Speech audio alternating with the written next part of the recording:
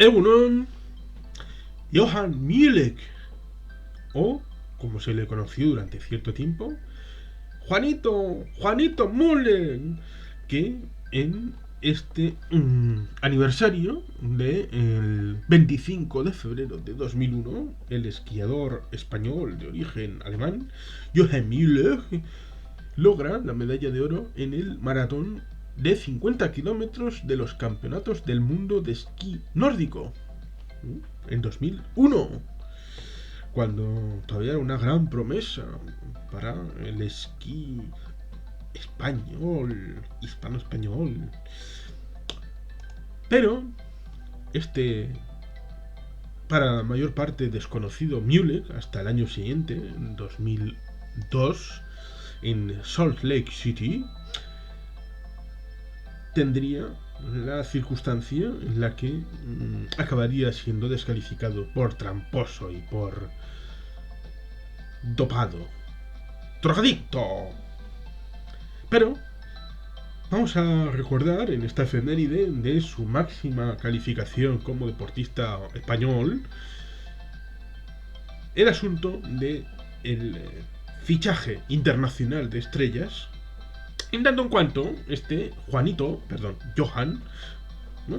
Fue Johann durante la mayor parte del tiempo y Juanito durante mucho menos tiempo, porque en el año 2004 publicó su autobiografía, que la tituló en alemán y no está en castellano, Allein gegen alle, Allein gegen alle, solo contra todos, en alemán y publicada en Alemania. Es decir, siempre fue alemán. Cuando tienes a un deportista que empieza a practicar esquí a los 12 años, bajo la bandera de Alemania, participa en los Juegos de Albertville, en el que logró su medalla, su legítima medalla, Blanca Fernández Ochoa, que para descanse, hermana de... Bueno, pues no entremos en temas familiares. Blanca fue en ese Juego Olímpico de Invierno de Albertville, que en ese momento coincidían los de verano con los de invierno. Luego se espació cada 2 años, verano, invierno, en Albertville. Fue séptimo en 50 kilómetros. Luego participó, curiosamente, en Lillehammer en 1994. Ahí se empezó a espaciar, 2 años. Fue cuarto en relevo, y en Nagano también debió participar en las como bandera alemana en séptimo en 50 kilómetros. Eso sí, las relaciones con la Federación Alemana se deterioraron a partir de 1993 tras una racha de malos resultados, y las decisiones del atleta terminaron hartando a la federación ya a partir de 1995. Es curioso porque Lillehammer fue en 1994, Nagano fue en 1998, y ya desde 1995 fue apartado del equipo por acusar a su entrenador de daños espirituales. Eso debería haber dado pie a una cierta precaución cuando, hombre, si haces una investigación de alguien que te viene a, bueno, pues como si fuera una perita en dulce o un regalito, bien con su lacito y todo esto, alguien apartado de su equipo, entre otras cosas por acusar a su entrenador de daños espirituales, eso pinta muy mal. Pero para seguir compitiendo a nivel profesional, se empezó a establecer contactos con el primer caballeroso y generoso señor que se puso a tiro, la Real Federación Española de Deportes de Invierno. No sé, supongo que sería porque algún pariente suyo tenía alguna cosa en Mallorca o algo parecido.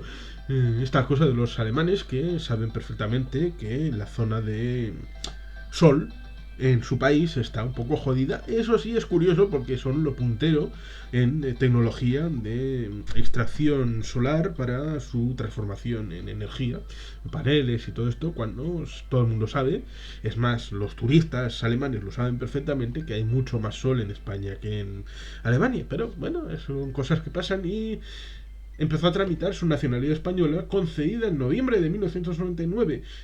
nacionalidad express, porque en 1998 en Nagano está compitiendo aquellos Juegos Olímpicos de invierno, compite bajo bandera alemana y un año después está compitiendo o puede competir porque ya tiene la nacionalidad española concedida en noviembre de 1999 y ya representa como la efeméride citada a España en el Campeonato Mundial de Esquí Nórdico de 2001 con esta efeméride de aquel oro de 50 kilómetros. También ganó una plata en 20 kilómetros persecución. Se convirtió en una esperanza para obtener medalla en los siguientes Juegos, algo que hasta esta fecha solamente había conseguido en dos ocasiones con la familia Fernández Ochoa. Con lo cual era una promesa importante. Pero aquí entra la reflexión importante e interesante del asunto, en tanto en cuanto eh, está la doble vertiente, primero, del deportista al que no le quieren en su país de origen y al deportista que asume algo en el país de destino. Vayamos por lo primero. El deportista que no le quieren en el país de origen. Alemania, se suele decir en fútbol que el fútbol es un equipo de 11 jugadores que se enfrenta a otro de 11 en el que siempre acaba ganando Alemania. Eso lo dijo Gary Lineker a finales de los años 80 cuando vio que en el año 1990 se produce la reunificación alemana y, hombre, pues en 1990 el primer campeonato mundial de la selección unificada, pues ganan el mundial. Y eso daba la esperanza de que, bueno, Alemania ganará siempre. No ha sido así. Bueno, lograron el Mundial en 2014 en Brasil, en aquel que recuerda a todo el mundo la semifinal, ganando al Brasil 7-1, pero tampoco han tenido mayores éxitos, quizá la Eurocopa de 1996 y alguna otra que sí más, pero el asunto está en el que el deporte de invierno, los Juegos Olímpicos en general, pues tiene una participación destacada, pero hay media docena de países que están más o menos en su entorno por encima. Pero en los deportes de invierno, Alemania junto a Noruega son países destacados en el top 3 con importante presencia de deportistas que tienen victorias, medallas y grandes éxitos, con lo cual es difícil la competencia para entrar en el equipo titular porque tampoco pueden enviar sin límite representantes a los Juegos Olímpicos. Si no, pues Estados Unidos, la difunta Unión Soviética, China, enviarían cientos y cientos de miles de competidores y, bueno, pues hay un limitado números en las calles, por ejemplo en atletismo o en natación y también en los demás deportes hay un limitado número de participantes en las series. Con lo cual tienen que enviar a los mejores. Y si Johann Müller, que no era de los mejores, como se pudo demostrar en los años 90, pues acaba siendo quitado de la competición por paquete, como se dice en España, en un paquete. Pues por paquete se le quitó y alguien que no tenía una prestancia en deportes de invierno, a pesar de que es uno de los países más montañosos de Europa, como es la península ibérica, en el caso de España, pues pareció que, bueno, hacer un fichaje es lo maravilloso, pero es un poco como el Barça en las últimas temporadas. La Masía es lo más importante. Bueno, ahora estamos celebrando el 50 aniversario de la fundación de Lezama como cantera del Athletic Club de Bilbao, decano de estas instituciones a nivel del Estado español. La Masía es la fábrica de grandes perlas del futuro del Barcelona.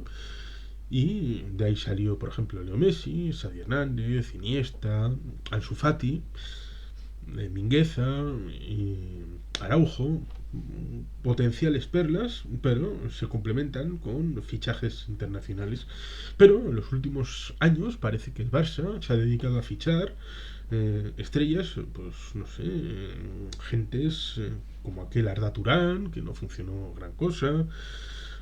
Bueno, se pueden decir un montón de ejemplos que los culés lo saben perfectamente. y los colchoneros y merengones también, pero para descojonarse de ellos. ¿Cómo se puede uno descojonar del fichaje de Juanito Mulek? Porque no tienes una cantera a la que le vas diseminando recursos y apoyo y cariño, porque tiene que ser desde el inicio, desde la base, en las que vas construyendo al deportista, con una especie de formulado, pero helado.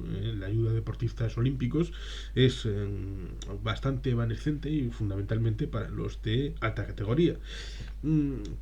Abajo hay toda una categoría de deporte no profesional, del que se acabará nutriendo el deporte profesional, que es al que le debes de dar cariño y ir cociendo a fuego lento esos deportistas que pueden luego, porque claro, un fichaje como el potencial que tenía el Johan Müller era pues, posiblemente grande a ojos de la Federación Española de Deportes de Invierno, pero estás haciendo un doble daño. Primero, estás contratando una posible mercancía escacharrada, como se demostró después, y estás quitándole un puesto a un español que lleva toda su vida eh, compitiendo desde abajo para hacer un papel como representante en los Juegos Olímpicos o en los Juegos de otra índole, mundiales y competiciones, tanto europeas como mundiales, que le pueda producir emoción el vestir los colores de su país, de España. Competir por su patria puede ser algo emocionante, aunque pues puedas lograr como mucho un diploma olímpico o una mención de honor o simplemente poder haber participado. Pero querían éxitos y los querían de manera inmediata, y eso a veces produce monstruos. Monstruos como este que, bueno, pues tuvo su faceta positiva en aquellos campeonatos mundiales de Lahti en Finlandia, con una medalla de oro y una medalla de plata, y luego en Salt Lake City pues logró dos medallas en 30 kilómetros libre y 20 kilómetros persecución. Fue felicitado por el jefe del Estado, el rey Juan Carlos I de Borbón y Borbón. Aquellos triunfos suscitaron el interés de los españoles por los deportes de invierno y los medios de comunicación deportivos le apodaron Juanito. Ya no era Johan, había que nacionalizarlo hasta en el nombre. Juanito Müller. El fondista ganó su tercera medalla en la prueba de 50 kilómetros clásico, pero su alegría duró poco. Ese mismo día le descalificaron por dopaje. En la prueba antidroga daba positivo en darbopetina, una sustancia prohibida que aumenta la resistencia. La Federación Internacional le suspendió por 2 años. En principio, el Comité Olímpico Internacional solo le retiró la tercera de las medallas, es decir, la última, y no cuestionó las dos primeras. Pero, en diciembre de 2003, el TAS decretó que debería devolverlas todas. En diciembre de 2003. El fondista manifestó su decepción por la sentencia que consideró injusta y, como digo, en 2004 publicó su biografía Allein gegen alle, solo contra todos, donde declaró no haberse dopado de manera consciente. ¿Se dopó de manera inconsciente? ¿Se cayó en la ducha y encontró un dopaje que le entró por la nariz o por el pompis? Es que hay unas formas de decir las cosas y sobre todo demostrar, cómo demuestra claramente que fue un mercenario del deporte. Él nunca se sintió español, nunca fue español. Simplemente como en una escudería que le ponen la publicidad, patrocinado por, ¿no? Patrocinado por un tal petrolera, tal vendedor de whisky o tal no sé qué. Bueno, pues en este caso un alemán de toda la vida y posteriormente alemán, y bueno, pues fue patrocinado por España, al que fueron los primos que fueron el medio para poder seguir compitiendo, que no tenía ninguna capacidad física para seguir compitiendo al alto nivel, pero con ayuda con ayudita, sí podía competir. Y la biografía la hace en alemán y en Alemania. Por eso, la reflexión que deberían hacer o deberían de haber hecho es que los fichajes, sobre todo en el ámbito deportivo, es pan para hoy y hambre para mañana. Y lo importante, si tienes ganas de competir a nivel deportivo, sea en Juegos Olímpicos de verano, de invierno, en una competencia deportiva o en otra, en una disciplina u otra, es potenciar el deporte de base.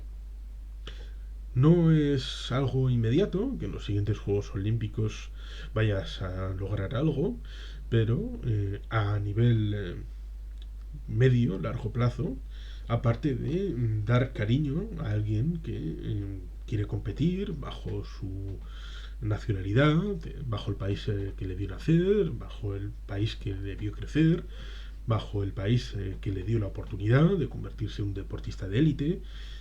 Eh, esa simbiosis, cuando lleva la bandera, suena el himno, si tiene la suerte de tener una medalla, esa simbiosis entre el deportista y lo simbolizado es más perfecta y la emoción se palpa en la ceremonia de entrega de medallas. Algo que es para lo que se compite, al fin y al cabo, ¿no? Se participa en el deporte para esas emociones plasmadas en la superación. Citius, Altius, Fortius, el lema de los Juegos Olímpicos y del Comité Olímpico Internacional. Al fin y al cabo, el origen está en los amateurs. En un principio, solamente podían participar deportistas no profesionales, como se puede ver en la película de 1981 Carros de Fuego. Ese era el principio. La lucha entre Eric Liddell y Harold Abrams, el no profesional y el profesional. El burgués con entrenador y el proletario. Ahora al revés. ¿Quién tenía al doctor Mussolini?